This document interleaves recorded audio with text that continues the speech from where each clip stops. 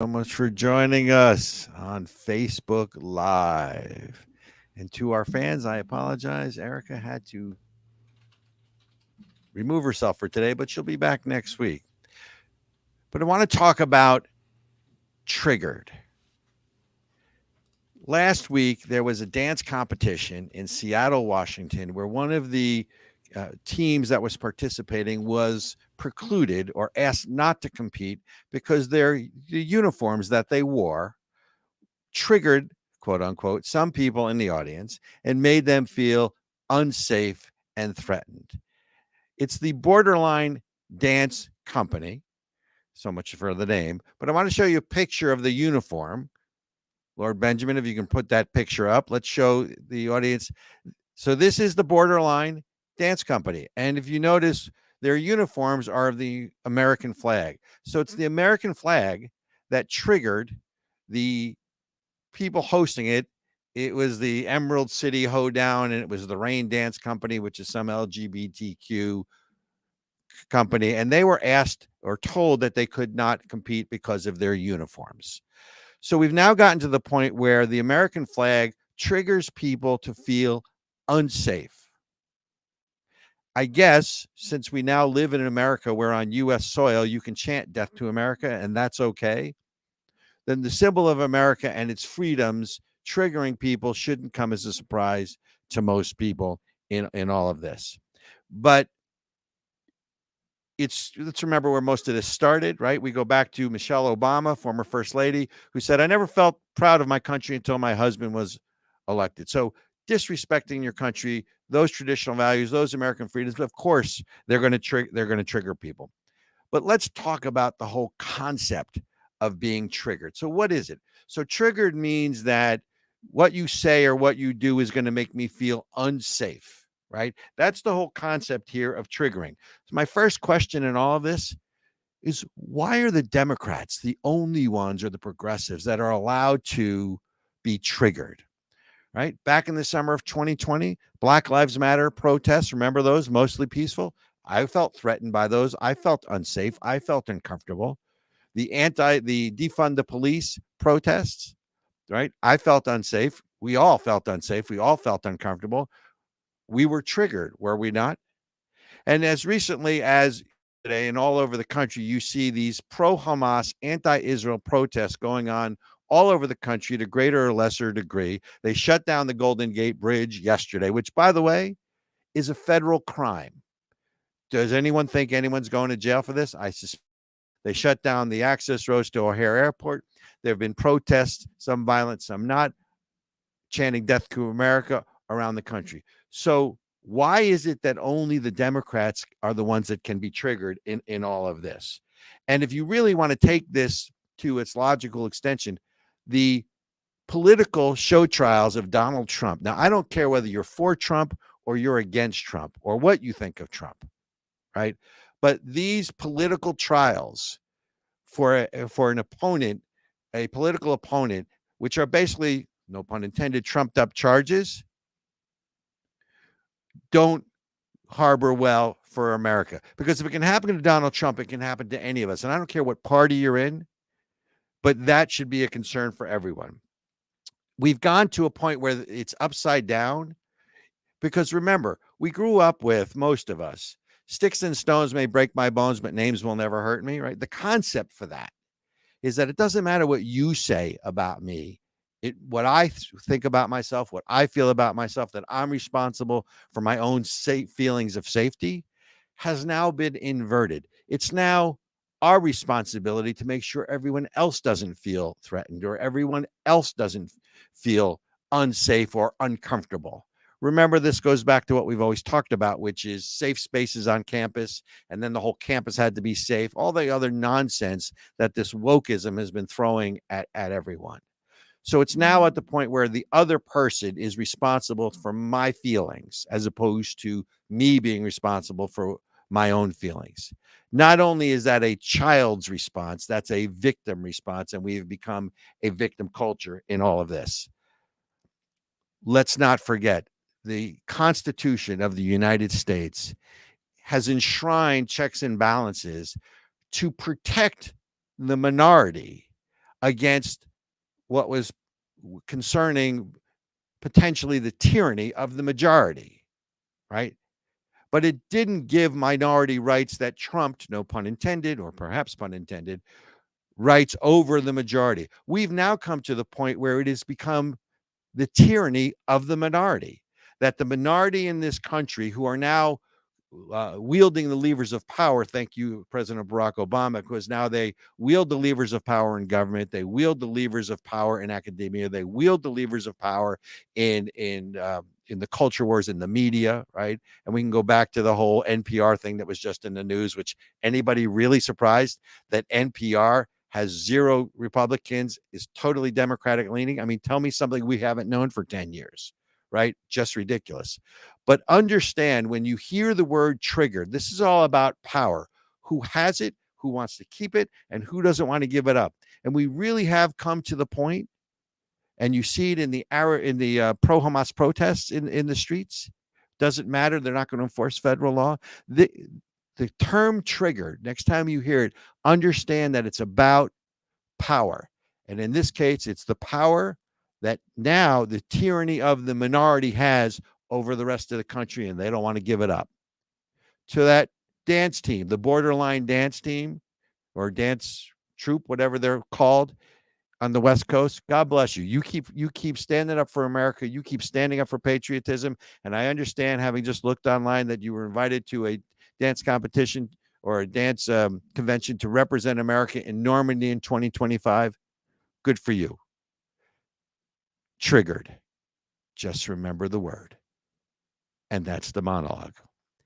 Now, joining us today to discuss triggered, but really to discuss the protest and discuss what's going on internationally, is Dr. Lori Fineman, Florida's East Coast voice. She recently came back from Israel, was on the ground there, and I think her perspective is a little different than what you've been hearing in the media. So joining us now from somewhere in South Florida, Dr. Lori Fineman. Lori, welcome to Of the People. Welcome. Thank you for having me. I appreciate it. I'm so excited to be here.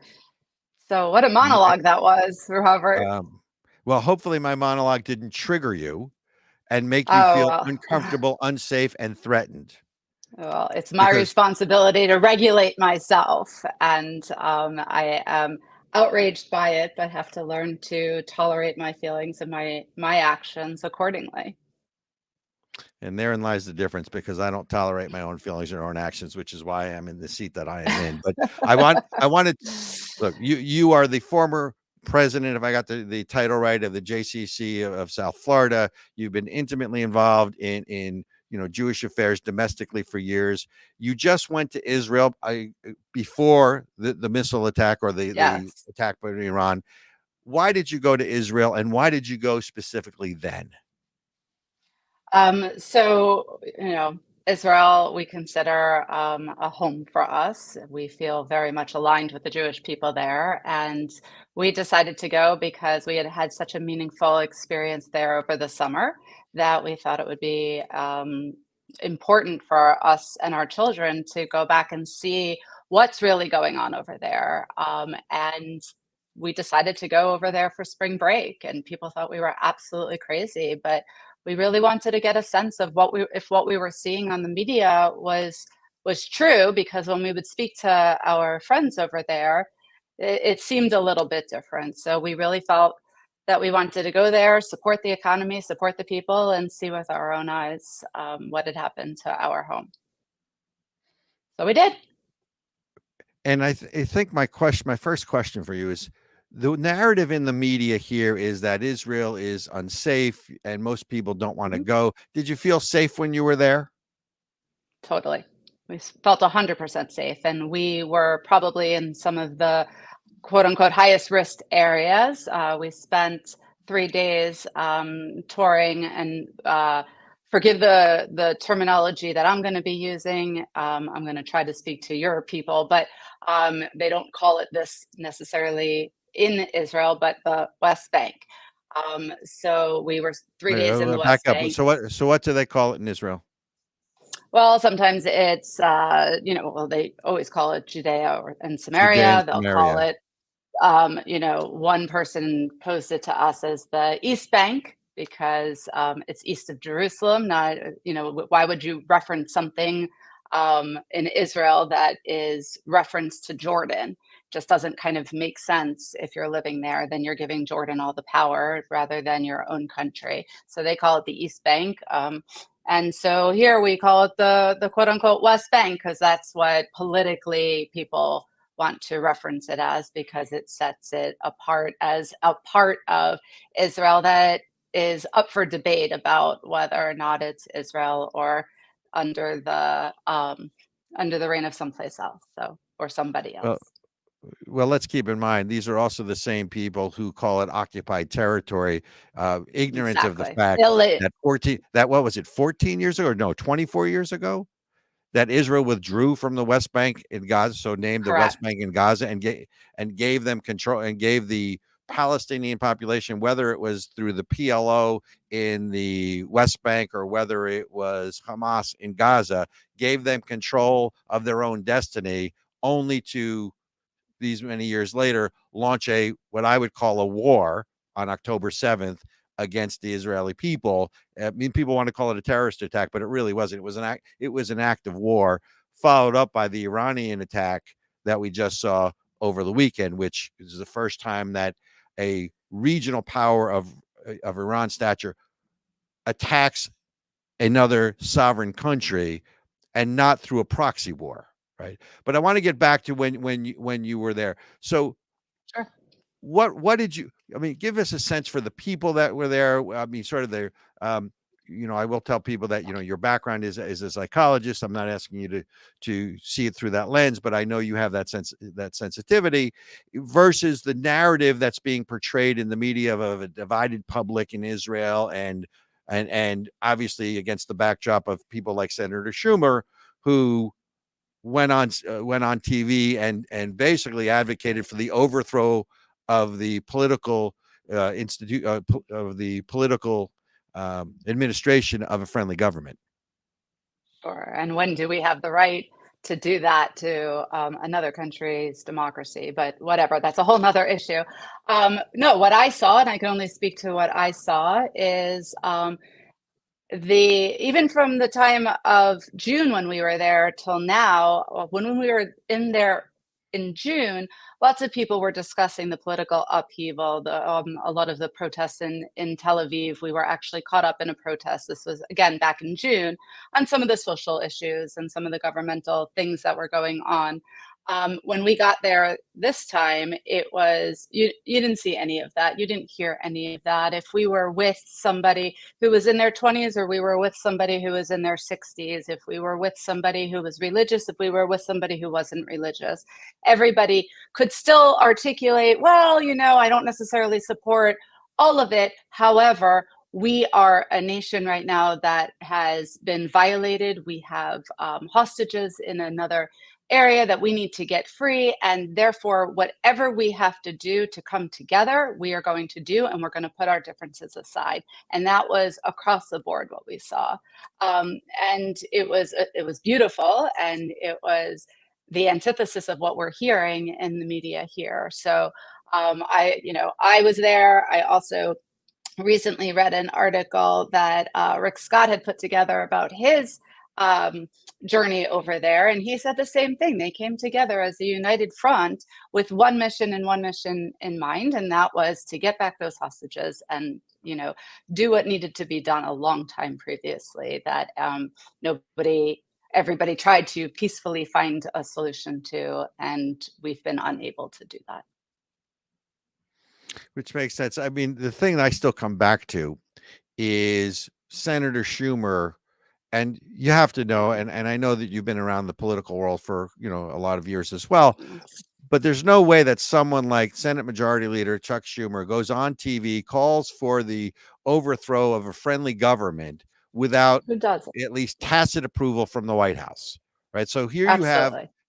right here you have the Biden White House basically condoning the overthrow of a friendly government Sure. while they are in wartime. That would be Yes. to me like advocating for the overthrow of FDR when we were fighting the Japanese after Pearl Harbor. No Absolutely. one no one asked for a proportionate response, by the way, of the Americans, which ended up with Hiroshima and Nagasaki at the end of World War II after America was violated. But I guess so. My question to you is, how, and I don't know the time frame for when you were over there or not, but were you over there when Senator Schumer made those comments, or were you already back here?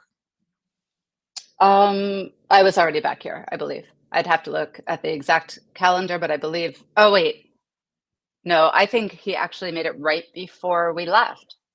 I think we were referencing it when we were there. I'm sorry, my memory is like, when it comes to dates, is horrible and time. I'd have to look, but I'm pretty sure now that I'm thinking about it, it happened right before we left because we were talking about it at dinner and how inappropriate it was, how um, politically motivated it was. And as Jews, and this is the conversation that I at least find myself having in America all the time with my friends, how people are saying how much they support Israel and how they can't believe everything that's happening over there, and the divide that's happening in our country. Yet when I know when they go to the polls, they're going to completely abandon Israel on issues such as abortion and some other socially socially politicized issues. And so are they really supporting Israel? And I think that's the question. How many times has Biden thrown us, or any person in the administration, thrown Israel under the bus in indirect ways over the last several years, if not decades? So it's shameful what we're doing. So I guess my question is, years ago, in the 50s and the 60s, there was always this conventional wisdom politically that we may disagree internally as a country, but at times of war, politics stops at the water's edge. That was America's perspective, during the Sure. 50s, during the 60s, I would argue, probably certainly up to the Vietnam War. Did you get any sense in Israel of any, even if people disagree, and even people who would support Israel's right to defend itself, as meaning the people of Israel supporting it and coming together as a nation to do that? Was there any sense of a divide there? Because that was the portrayal in the press here, that the Israeli people were divided, and Bibi, Prime Minister Netanyahu, doesn't represent the people's will anymore, and therefore he has to go. Was there any sort of sense of a division or lack of support? Because is not the opposition now part of the government with Benny Gantz in there as well?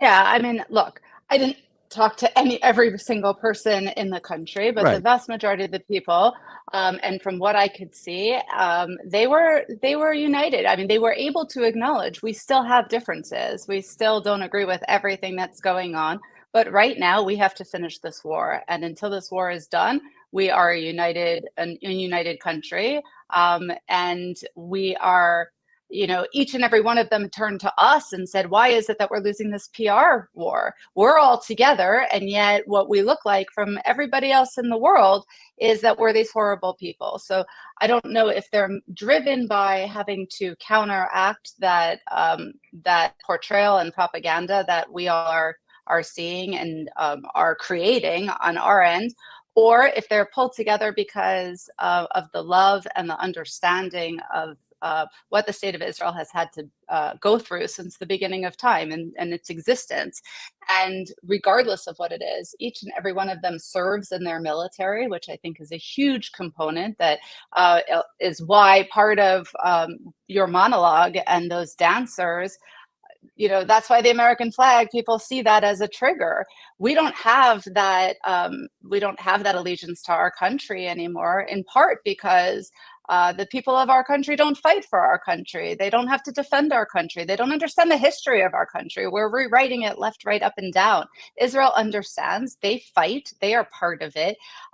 They educate from the beginning by going and experiencing and seeing everything in their country. They learn about how they've been persecuted, how the Jewish people have been persecuted, how Israel has been infiltrated and has been hated for so long. And that, that along with the fact that they were, terrorized literally, and they were just the most horrible things, traumatic and tragic things happen to their friends, their colleagues, their family members. That brought them all together and they could put some of their political differences aside. Are they permanently aside? No, but this became the main focus and they had one mission and one mission only. And that's what I saw was that we're going to rise above for the sake of the bigger or the greater good and take care of what we need to take care of because nobody else is taking care of Israel. So we have to do it. And a common threat usually produces that result, right? I mean, there is Usually. Right. Well, not all history doesn't always judge it. History shows that doesn't always happen, but in most instances, when there's a common threat, the people that are under threat usually come together and they put aside their differences. That's what's supposed to happen. The problem is when that doesn't happen, or the problem when you have allies like the United States who are, sending mixed messages at best. And I would argue for political pandering reasons to what I would call the Hamas lobby in the United States, whether that's in Michigan, in Dearborn, where you have in Michigan, I don't know if it was Dearborn or not, I think it was Warren, Michigan, who basically came out and said, we Muslims will murder Jews like sheep. Yeah. You should prosecute anyone for a hate crime, because I think that is, again, one of those woke triggering concepts that inverts justice and inverts the law, right? Free speech, we can talk about with a major ally of the United States who, yes, of course, and I want to segue to the Iran attack in a second, but during the Iran attack, there was a multinational force. Israel obviously got help from Jordan, of all people, of all countries, United Kingdom, the United States in deflecting the missiles. But that doesn't alleviate the fact that now you have Iran attacking Israel directly. When you saw that, what was your reaction? And are you in touch with anyone in Israel about that? I have been in touch with people in Israel just via WhatsApp. I have not gotten into the throes of it. However, they were sending me live videos of the rockets and the missiles going over them, and you could hear the fear in everybody and the outrage.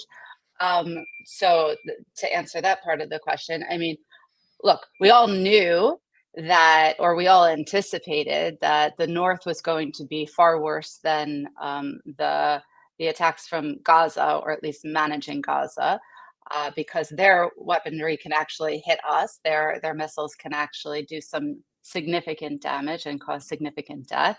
But nobody, I think, would have bet the money that Iran was going to come directly. They thought it was going to come through Hezbollah, or that it was going to come through one of their other avenues.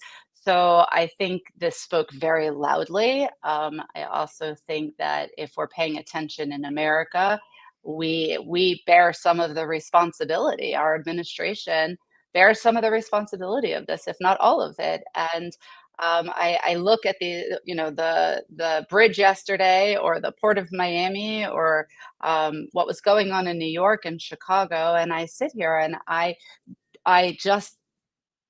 I mean, I shouldn't sit here being outraged by this, because I understand how this all came to be, but I'm outraged at the fact that people are turning a blind eye, deaf ear, whatever the saying is, to the reality of this and denying the reality of what is going on that is making it acceptable for Hamas to come in and rape and pillage and torture, and for Iran to send over missiles to Israel. And it's shameful. It really is. And it is shameful. We do have to go to break real quick. We'll be right back on the other side of the break. Please stay with us. We're with Dr. Lori Fineman, Florida's East Coast voice, about on-the-ground experiences in Israel. We'll be right back, other side of the break. America came into being based on a shared belief and a common set of values. Unlike other nations that were bound together based on common ancestry, race, or caste, we came into being based on a simple and shared set of ideals. That the power of government is based on the consent of the governed. That life, the freedom to live life on our own terms in our own way, free from government interference, and liberty, our most precious value, and the pursuit of happiness, which means we are free to pursue that which we choose with the knowledge and courage to know that nothing is guaranteed to us in this life. Those values, America was founded on these basic inalienable rights: freedom to pray to God in our own way, freedom to think and speak freely without fear of punishment or harm, and freedom to gather in our places of worship and in our local taverns, and freedom to defend ourselves, our families, our homes, and our neighbors as we see fit. The American Center for Education and Knowledge is dedicated to protecting American exceptionalism anywhere and everywhere it is threatened. ASIC is a 501c3 and depends on your tax-deductible donations. Please help us continue our fight. Welcome back, Of the People. Dr. Lori Fineman, Florida's East Coast Voice. Before we go on, Florida's East Coast Voice, where can they find you? And if they want to communicate with you, how do they find you?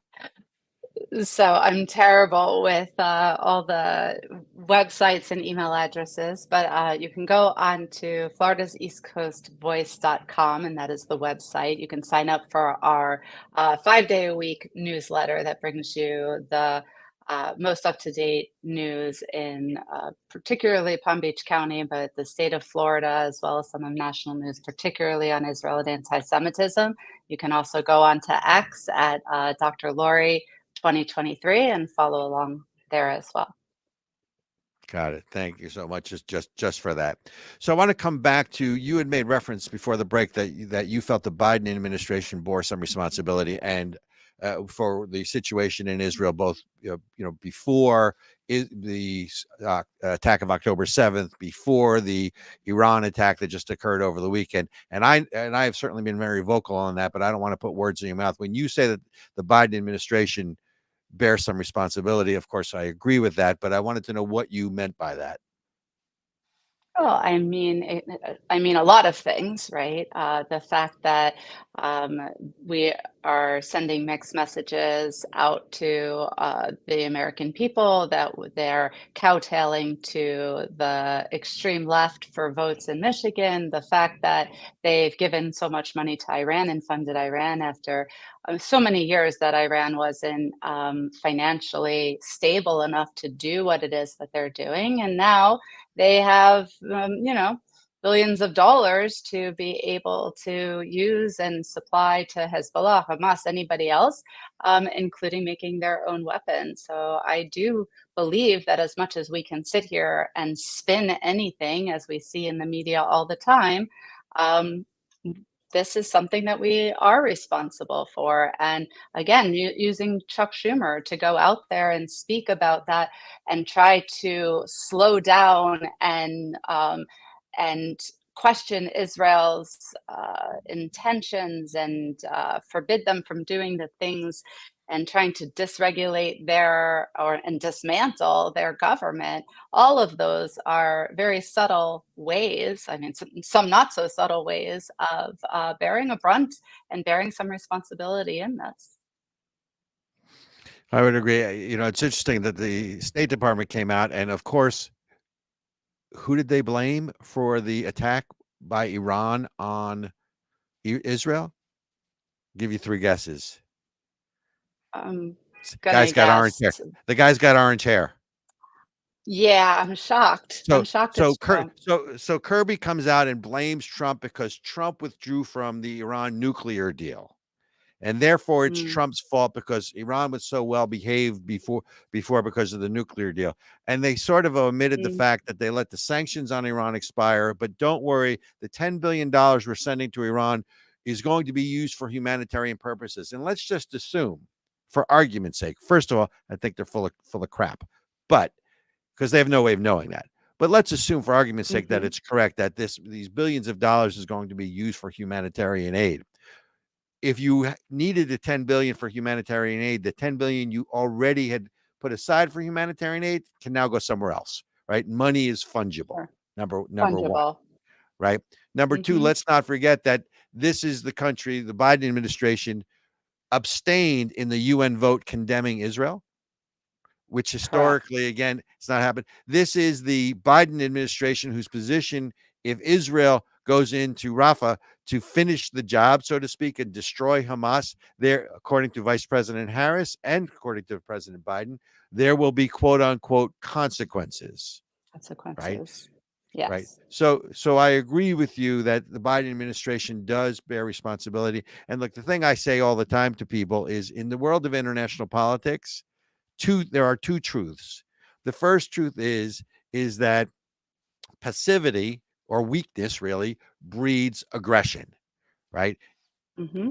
With countries like Iran, and people say that Iran's an Arab country. It's not Arab, it's Persian, right? And Persians are not Arabs, and we can get into sort of that at some other point. But if you go back, and the Persian people are a history of a great and mighty people, but the current leadership only really acknowledges brute force and power politics. So the first truth is that weakness breeds aggression. But the second truth is, in sort of the chessboard of international politics, is that when your enemies no longer fear you and your allies no longer trust you, no longer support, right? Then you're into the same situation. Then you're in a bad situation, which we're in right now. And I think Israel is isolated. And I want to bring up one other point, and then there's a video clip I want to get your reaction on. But I want to bring up one other point, which is that it's now Israel is perceived like the United States as a colonial or oppressor nation, right? The whole argument of South Africa and Israel's an apartheid country. Speak to that a little bit, because I know you've been on the ground there a lot. I know you go to Israel a lot. You have relations there, and the fact that speak to the inclusiveness of society and the human rights, civil rights, gay rights. I mean, people just don't understand here when they hear those. I won't even say tropes, but when they hear just blatant fake news about what's going on in Israel and what society there is like. Yeah, I mean, you go to Tel Aviv, and it is an outpouring of just such a beautiful gay culture, right? And you go over into any of these other countries like Iran. I mean, you can't be gay, right? I was joking during all of this when everybody was like, LGBTQ for Palestine. And I'm like, okay, you know what? You're going to go over into Gaza and they're going to kill you because of your sexual orientation. Like, right. Yeah. So like, no, people are not even just being rational. What this is about, and this isn't totally answering your question, but what this is about is that two things. One, Israel has tried so many different ways by giving back land, by trying to work together with, trying to back down from, and they just keep getting attacked and attacked and attacked. When we were there in June, we went through the West Bank, and our friend said to us, when you hear what's happening in Israel, over in America, what are you hearing? And we said, oh, you hear about the refugee camps, right? And he's like, what do you guys think about when you hear refugee camps in Gaza? Yeah, well, in Gaza, in the West Bank, in both, right? Because that's how it's portrayed over here, right? And when you hear about a refugee camp, what is that like? Oh, okay. Well, my nieces, nephews, all the people that we were with, right? Poverty, right? Walking barefoot, nothing. Right. And so we drove past what they consider a refugee camp. And what he was showing us was, 6-bedroom homes and, Mercedes, BMWs driving the same thing. And the only way that you could really tell in the West Bank the difference between the Arabs and the Israelis is the color of their license plate. But even that, they still lived in peace, relatively speaking, just like in America, like 90% of us live in peace. There are the outliers, there are the extremes all the time in cities and even, in our suburbs that just for whatever reasons will always be a problem. But the vast majority of people are, relatively kind and generous, and these were people that worked for him. These were people that worked for his family. These were people that he did business with and for. And what's interesting is, since that time, not everybody can say that over there. You know, there's a lack of trust now that wasn't there before. There's now, people are looking twice and are suspicious when they see somebody who's Arab that used to be their friend, because what they said was 80% of the people in that area were cheering on Hamas when it happened, which was mind-blowing. These were their friends, right?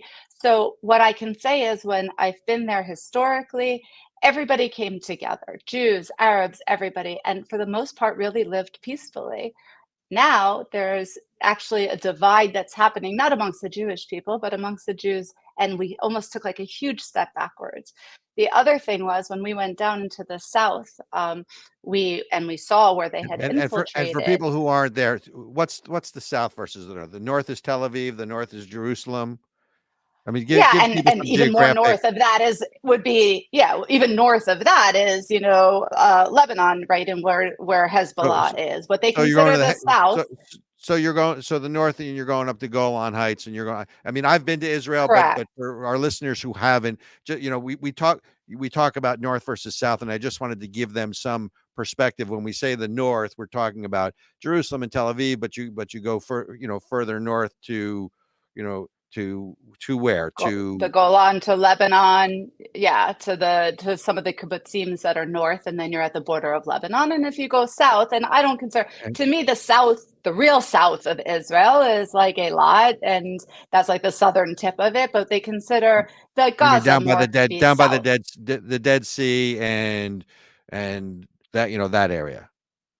Yes, but they're referencing Gaza as south, and that's where the infiltration happened. And right around that whole area are kibbutzim. And kibbutzim, for Americans, how we have to understand it is, these are the hippies.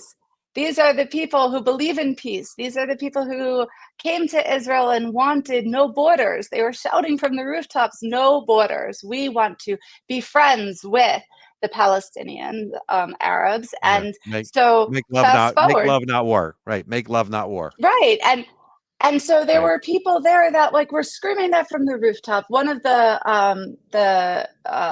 hostages that later passed away, she would go into Gaza and pick up some individuals and bring them back to Israel to get medical care. This was obviously somebody who had trust in those that were living in Gaza. Meanwhile, there are about 3,000 people a day who cross over with visas, who come into Israel for work. And they oftentimes work in the kibbutzim. And so they help out with whether it's agriculture, whether it's the homes, you know, doing repairs on homes or whatever the case was. It was some of these same individuals who went back into Gaza and gave Hamas the maps of these kibbutzim. So the first things that they did was they took out and killed, burned, tortured, raped, whatever they did, to all of the above, to the same people that were sitting here calling for peace. So is this really about peace? Is it really about land? No, we gave them land. We gave them Gaza many, many, many years ago when we pulled out, right? This is not about land. This is not about peace. This is 100% about the ideology that they have, that the Jewish state and therefore the Jews should not exist. And it's not just about the Jews. It starts with the Jews. But for your listeners, I think there needs to be some reinforcement that this is not just about the Jews. Once they have the Jews and they have Israel, they're coming for everybody else, because it is an ideology that believes that everybody in the world should believe what they believe, and they should be in charge, and not just Hamas. I mean, the bigger umbrella of it, but this is their spokespeople for right now. And, you know, I could go further in my conspiracy of thinking that this Hamas was just the appetizer and the distraction for what's going to still yet to come. But I'll refrain from elaborating. Well, you know, in this show, we have tinfoil hats in the back where we can give you a tinfoil hat, and you could wear one along with the rest of us who put on our conspiracy theory tinfoil hats from time to time. Anyway, most of the time I would argue justified. I mean, under the heading of conspiracy theory, I would argue that one of the reasons that that Hamas launched the attack when they did is because Israel was about to make formal peace with Saudi Arabia, and Iran couldn't stand that because it would have weakened Iran's position, and it would have created a new dynamic in the Middle East, one of let's call it a millennial of peace. Because if Saudi Arabia makes peace with Israel, there's already sort of a détente and peace with Jordan and with Egypt, and the United Arab Emirates, and then all of a sudden Iran is isolated. So to me, I mean, again, I can't prove that, but that's what I would argue. The last thing I want to do is I'm going to get the high sign from Lord Benjamin here, but I want to play this video for you, and I want to get your reaction to this. This is former President Obama and what he had to say. Ben, if you could just tee this one up.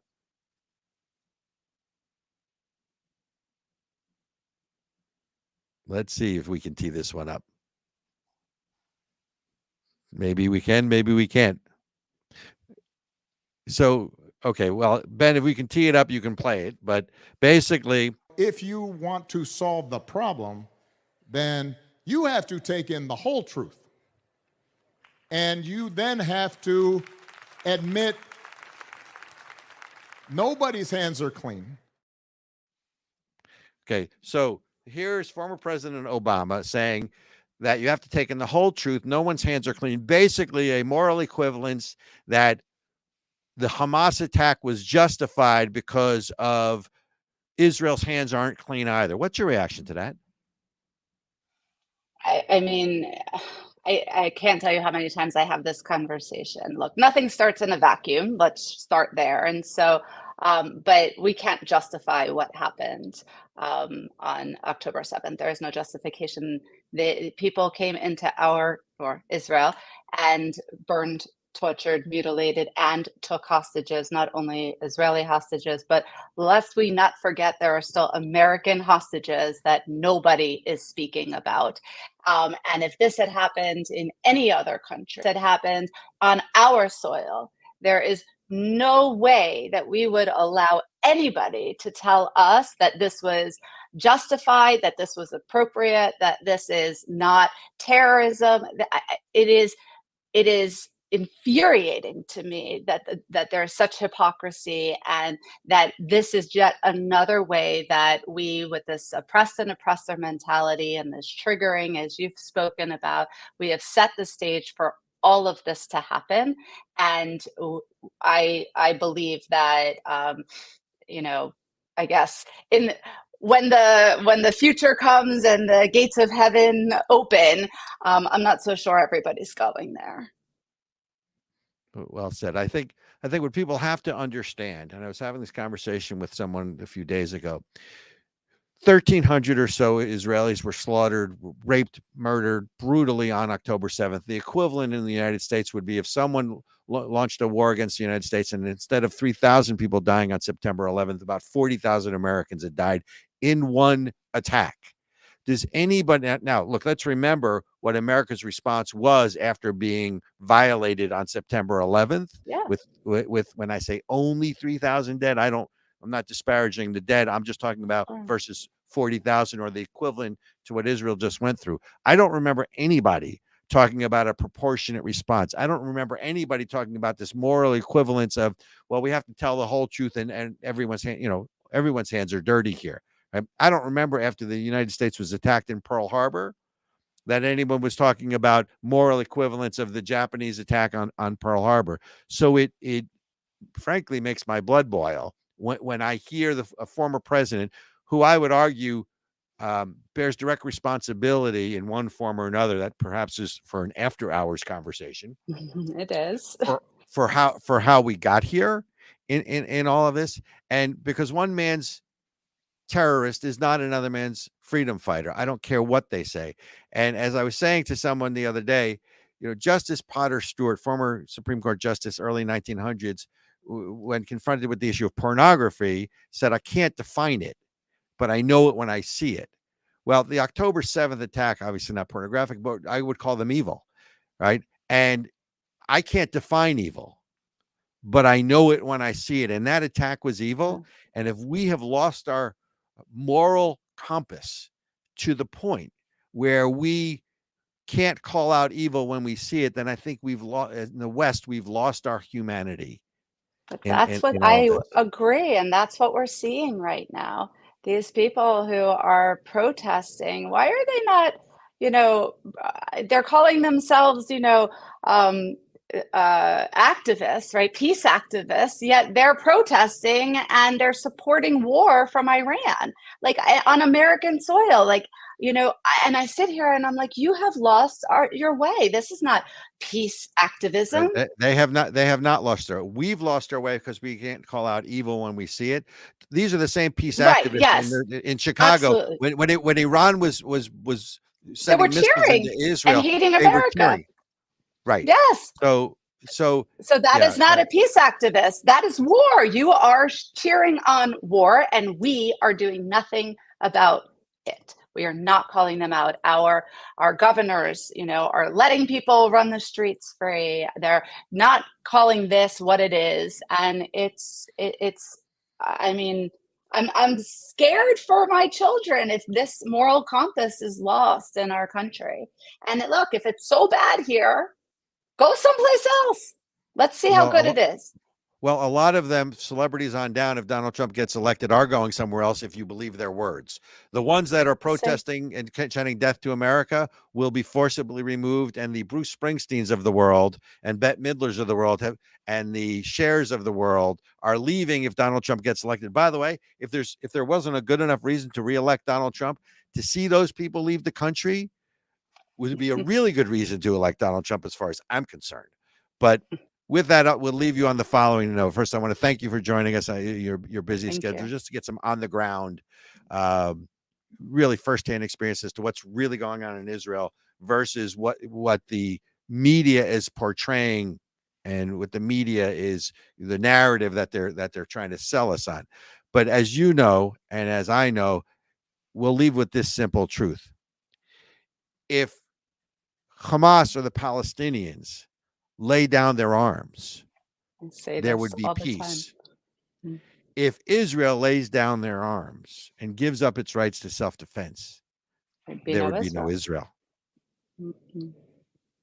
Ladies and gentlemen, we've been talking with Dr. Lori Fineman, Florida's East Coast Voice. Look her up, floridasEastCoastVoice.com, and they can contact you. You're on Twitter again. Where are you?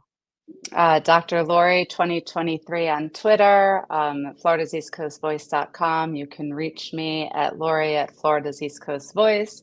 And yeah, there's going to be a lot more going on that I'm sure going to have to speak about. So good. And for us, of the people, Robert Chernin, Robert at coalition4america.com, the number 4 America.com. If you look on the banner here at RB Chernin, bring it on. I can take it. We're going to break. We'll be right back on the other side of the break. Lori Fineman, thank you so much for joining us. I hope you come back on the show again. Thank you. Socialism. The goal of socialism is communism. The world is quite familiar with socialism and the horrors socialism has brought with it. It wasn't that long ago. Actually, it's still with us. Socialism creeps into government slowly until it's too late. Socialism, the big lie. Yes, it could happen anywhere. This educational video was brought to you by the American Center for Education and Knowledge and paid for by people like you who care about the future of our democracy. Please help us continue our work educating the American public and consider supporting ASIC by making a tax-deductible donation at asicfund.org. Hello, welcome back to Of the People. Thank you again to Dr. Lori Fineman, Florida's East Coast Voice, for joining us. When we went to break, folks, we were talking about the narrative that is being pushed on the American people with regards to Israel. But to give you some perspective about what I would call designer news, and I think calling it designer news is being nice about it. There was already the editor, now suspended at NPR, who has now come out and said that the bias at NPR was literally so left-leaning that even when facts were shown, or when alleged facts were shown to be false, COVID, Russiagate, other things, they never retracted. They just moved on, because at that point it's get Donald Trump at all costs. You have Mika Brzezinski and you have Joe Scarborough, who are now on TV saying that this is all Trump's fault because they've polarized the country. He's polarized the country and he's made people angry. You have Katie Couric, who's on Bill Maher. But here, let me give you another good example of how insidious and how nuanced this becomes, right? So the Democrats are going to run on abortion for November of 24. And they're going to make women in the country fear that if Donald Trump gets reelected, there will be no abortions anywhere in the country. And to my brethren in the Jewish community who are having their moments of cognitive dissonance, as a Jewish woman, if you're out there and you're listening, you're going to have to decide between Israel or abortions. Good luck with that choice, right? But here's the narrative. So USA Today, Donald Trump comes out and basically says that it's states' choice. Now that Roe v. Wade is overturned, it's up to each state individually, because obviously the Constitution doesn't reference abortion. So when he comes out and Trump comes out and says he affirmed his support for in vitro fertilization, and he emphasized support for states determining their own laws for abortion, so long as there are exceptions for rape, incest, and life of the mother. Sounds reasonable, right? So USA Today's first headline comes out and basically says that Trump opposes a national abortion ban and will leave it up to the states. The Biden team on a media call calls out USA Today that that's an untruthful headline and you have to retract it. So what do? 2 hours after the call, they change the headline. And now the headline comes out, and about 2 hours later, they come out and they basically say that Trump is, let me see if I got this right. Donald Trump says states should decide abortion policy, avoids talk of a national ban. Those are markedly different headlines. If you want to know why people don't trust the media, right? That's why, right? We've already established, if you've listened to this show over, the year or so or more we've been on, we've documented for you how the federal government has had the ability to manipulate social media and go in and pressure them to change the algorithms. They pressure reporters to change the headlines. It's all about controlling the narrative. And as we talked about, it's all about controlling the minority, or the tyranny of the minority that is in power, that doesn't want to give it up.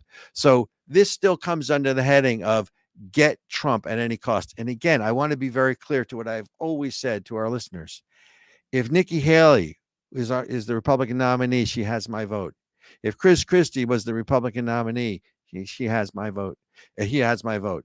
If Donald Trump's the nominee, as it looks like, he has my vote. Even Governor Sununu in New Hampshire, our governor, my governor, is politically savvy enough to say, okay, in the primaries, you vote with your heart. In the general, you vote with your head. I supported Nikki Haley in the primary. I thought she was the best choice.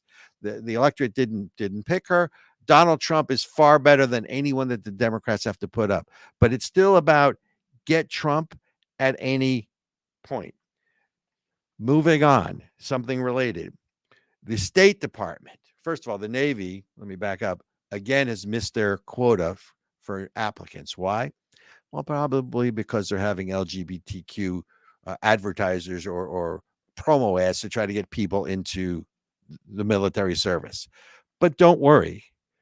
There is a proposal in Congress to have illegal immigrants serve in the military, defending a country they have no allegiance to, and to document the Constitution they know nothing about.